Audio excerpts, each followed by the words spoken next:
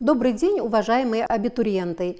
Я Хабибуллина Зулейха Ахметовна, доцент кафедры башкирского языка и литературы Башкирского государственного педагогического университета имени Мифтахиддина Акмуллы. Я являюсь руководителем магистерской программы «Сравнительно-сопоставительное языкознание». Хочу рассказать о нашей программе. Программа «Сравнительно-сопоставительное языкознание» предусматривает сравнительное изучение родственных тюркских языков, а также сопоставительного изучения разноструктурных языков. Форма обучения в нашей магистерской программе очная.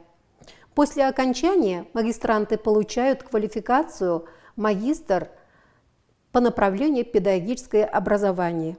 Срок обучения составляет 2 года. Количество бюджетных мест – 14. Что касается стоимости обучения, при учебе на коммерческой основе вы видите на экране.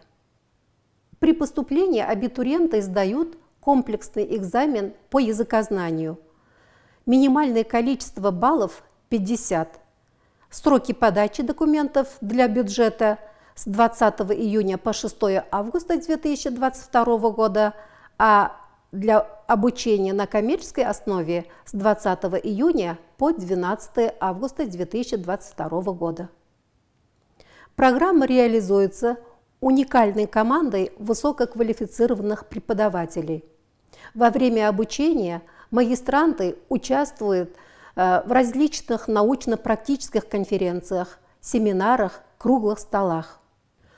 Магистранты изучают такие дисциплины, как лингвистическая типология, сравнительная типология тюркских языков, сравнительная грамматика разноструктурных языков, теория и практика перевода, тюркология в системе современного гуманитарного образования. При проведении занятий применяются разные формы лекций и семинаров. В рамках лекций используются визуальные, бинарные, информационные лекции.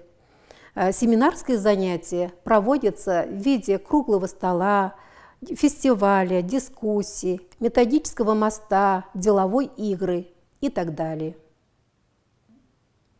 Как проходит процесс обучения?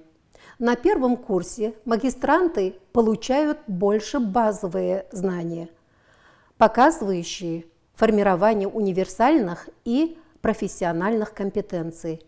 На втором курсе изучают дисциплины, формирующие профессиональные компетенции, и защищают выпускные квалификационные работы, показывающие оценку сформированности выпускника универсальных, общепрофессиональных и профессиональных компетенций в соответствии с выбранной магистерской программой и готовностью выпускника решать профессиональные задачи.